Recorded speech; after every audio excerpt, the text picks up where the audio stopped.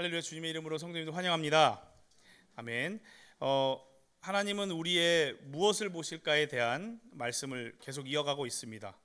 그런데 순서대로 하다 보니까 뜻하지 않게 최근에 사사기를 지나오다 보니까 기드온, 삼손 같은 최근에는 이제 하나님을 떠난 사람이나 믿음이 흔들리는 사람들을 많이 나누었습니다.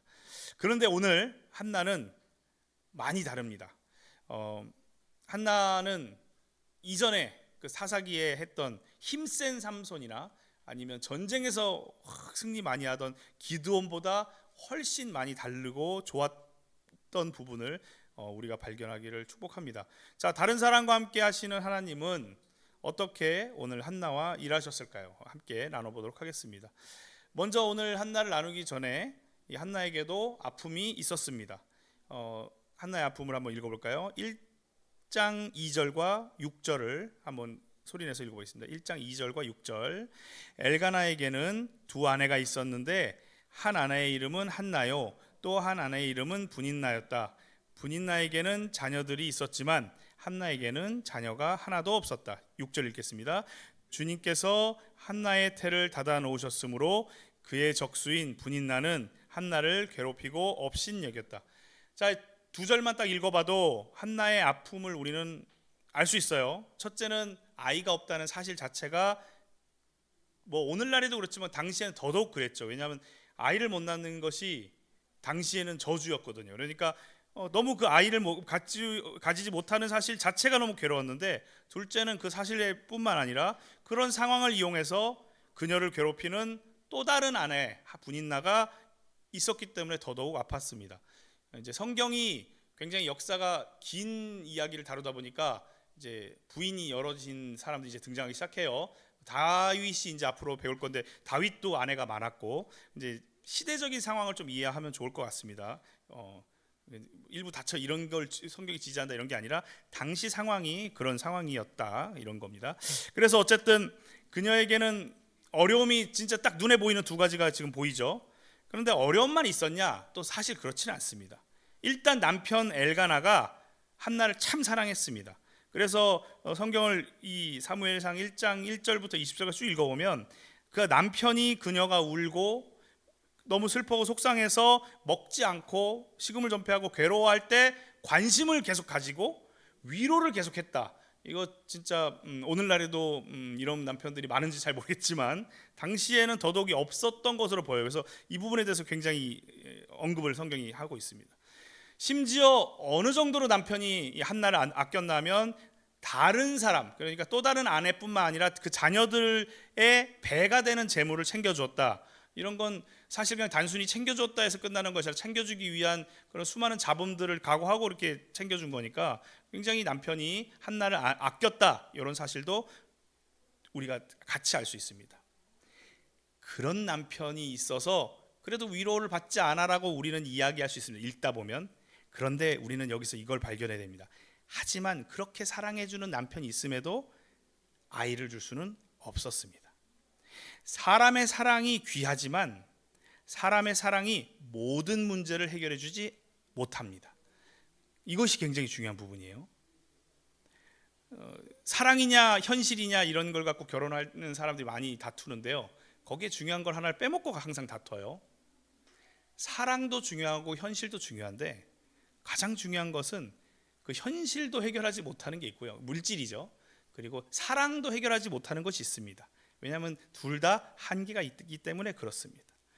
그리고 덩달아 우리가 오늘 읽으면서 나왔던 건 제사장이 오판을 하죠. 그녀가 입을 다물고 기도하는 덕에 그녀가 술 취한 줄 알았어요. 그러니까 제사장도 한나가 아픈 것을 이해하거나 알지 못했다라는 것을 우리가 알 수 있습니다. 그래서 우리는 이 내용을 정리하면서 이런 생각을 할 수 있는 거죠. 최근에 배운 성경 인물과 한나가 확실하게 다른 점을 우리가 발견할 수 있는 그런 지점으로 오는 겁니다. 한나는 적어도 자신의 아픔을 온전히 알아줄 존재를 확실히 알고 있었다는 거, 이게 굉장히 중요한 오늘 성경의 포인트다, 이런 얘기를 드리고 싶습니다. 1장 10절을 소리내서 읽어보겠습니다. 1장 10절. 한나는 괴로운 마음으로 주님께 나아가 흐느껴 울면서 기도하였다. 남편이 다정한데도, 그리고 자신에게 더 많은 금전적인 이익을, 그러니까 돈을 더 많이 주더라도 자신의 문제가 해결되지 않는 걸 명확히 알고 있었고, 그 문제를 해결해 줄 존재가 누구인지를 확실하게 알았어요, 한나는. 그러니까 남편의 위로에서 머무르지 않고 하나님께로, 주님께로 나아간 모습을 우리는 지금 방금 다 같이 소리내서 읽은 겁니다. 이어서 12절, 13절, 14절 한번 읽어보겠습니다. 시작. 한나가 주님 앞에서 계속 기도를 드리고 있는 동안에 엘리는 한나의 입술을 지켜보고 있었다. 한나가 마음속으로만 기도를 드리고 있었으므로 입술만 움직이고 소리는 내지 않았다. 그러므로 엘리는 한나가 술에 취한 줄로 생각하고 그를 꾸짖었다. 언제까지 술에 취해 있을 것이요? 포도주를 끊으시오. 성경에 기록된 것처럼 그만큼 이 시대, 그 시대는 하나님을 간절히 찾는 사람이 드문 시대였습니다. 그러니까 지금 굉장히 타락한 시대였다는 것을 우리가 간접적으로 느낄 수가 있는 거예요. 그러니까 그만큼 하나님을 간절히 찾는 사람, 어떤 예배당으로 나와서 간절히 찾는 사람이 없었기 때문에, 드물었기 때문에 자신의 경험으로 한나에게 책망을 먼저 하는 거죠. 그래서 지금 방금 읽은 내용입니다. 그런데 이 이야기를 통해서 우리는 그 제사장이 아닌 한나의 특별함을 찾을 수 있습니다. 한나의 특별한 모습은 기도의 길이가 아니었습니다. 성경은 기도를 한나가 하루 왼종일 했다, 한 달 내내 했다, 이런 걸 강조하지 않습니다. 그러니까 기도의 길이가 아니에요. 한나의 특별함은 믿음의 크기도 아니었습니다. 그녀가 어떤 믿음으로 나왔다, 이런 얘기 언급하지 않습니다. 지금 강조하는 건 뭔가 하면 한나의 특별한 점은 그 당시에 드물 정도로 사람들이 하나님을 찾지 않는 그 시대의 상황에서 하나님을 향해 있는 마음이 한나의 특별한 모습이다. 이것을 지금 성경은 이야기해주고 있다고 믿습니다. 사람이 볼 때는 겉만 볼 수밖에 없죠. 술 취한 것처럼 보일 수 있을지라도 그 기도를 보시면서 들으시는 하나님께서는 하나님을 향한 마음을 정확히 보고 계셨다고 믿습니다. 이것이 지금 한나의 특별한 점인 거죠. 그리고 여기에서 진짜 감사한 게 뭔지 아십니까? 정말로 감사한 건, 이게 제가 목사라서 특별히 더 감사한 건데요, 엘리 제사장이 그녀의 이야기를 충분히 듣고 나서 한 반응 때문에 감사하다는 거예요. 만약에 여기서 엘리 제사장이 이 상황을 다 듣고도 아니야, 너 술 취한 거 맞아, 이렇게 얘기했다면 같은 동종업계 사람으로서 되게 속상했을 텐데, 감사하게도 엘리가 이야기를 듣고 나서 이런 말을 합니다. 17절 한번 소리내서 같이 읽겠습니다. 17절. 그러자 엘리가 말하였다. 그렇다면 평안한 마음으로 돌아가시오. 이스라엘의 하나님이 그대가 간구한 것을 이루어 주실 것이오. 아멘. 너무 감사해요.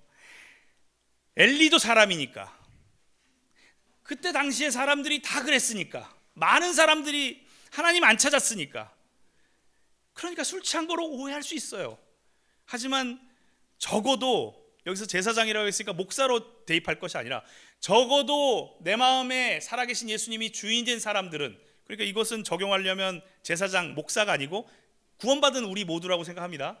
구원받은 우리 모두가 실수할 수 있어요. 다른 사람 속단해서 잘못 판단할 수 있어요. 그렇지만 대화를 통해서 그 사람의 아픔을 들었다면 우리 입술에는 하나님께서 해결해 주실 거란 믿음의 말이 나오기를 축복합니다. 이게 진짜 엘리를 보면서 안심을 하고 정말 안도했던 부분이라고 저는 말씀을 드립니다. 물론 그의 말을 통해서 한나의 문제가 해결됐을까요? 안 됐을까요? 해결 안 됐어요. 여전히 그녀의 상황은 해결이 되지 않았습니다. 하지만 엘리는 최소한 적어도 세상의 유일한 정확한 방법은 말한 거죠.